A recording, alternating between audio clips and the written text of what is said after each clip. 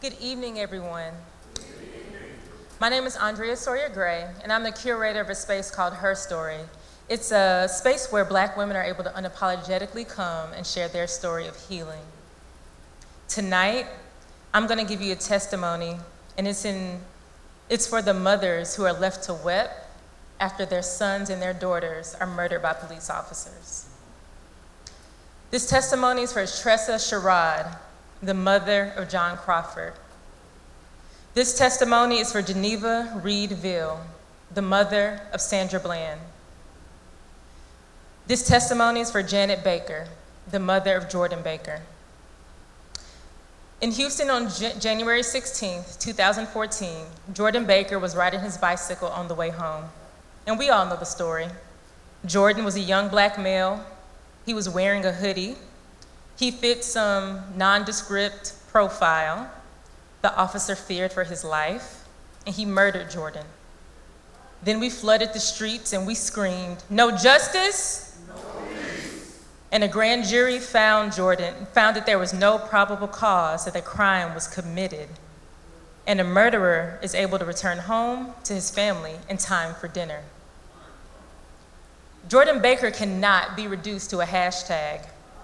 He's a son, he was a father, he was enrolled in a local college, he was a person, he was a human, and in the words of his mother, he was a superhero.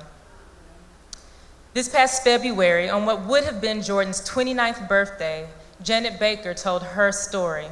It was a story of mourning, injustice, and hope. She reminded us that unlike in the movies, superheroes can be killed, and that she had been inducted into a sorority that no mother ever wants to pledge.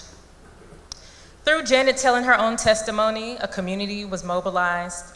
Janet's powerful voice galvanized hundreds of people across the course of a few months to protest injustice, to fight against a system that appears to fully support state-sanctioned violence against Black and brown bodies.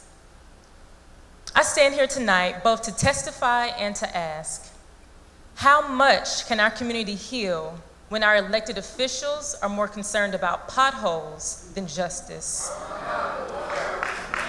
How can our community heal when the very people licensed to protect us seem to be given license to kill us? The possibility of healing is strained under the weight of political pandering, moral cowardice, status quo politics, and our elected officials are using Black death as a platform for power, turning our tragedy into political points.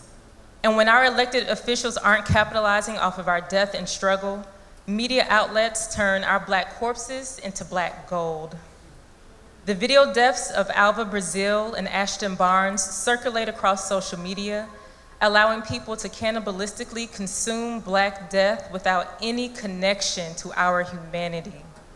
All the while, our mothers are left in our streets, left at grave sites, and left at courthouses to weep.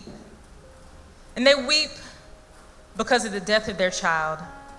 They weep once they recognize that this system ain't for us.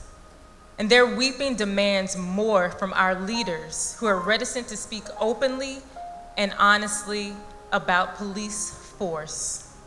We demand a response. This testimony is for every mother that was told that her bad parenting led to the death of her child. This is for the mothers who watched their innocent baby be criminalized in an effort to justify their death. This goes out to each mother whose child's name didn't make the national news, didn't trend as a hashtag, and didn't have thousands protesting in the streets. This testimony is for Samaria Rice, the mother of Tamir Rice. This testimony is for Matilda Jones, the grandmother of Ayanna Stanley Jones. This testimony is for Janet Baker, the mother of Jordan Baker. I'm here to tell you that your child's life matters, and I know that we will win.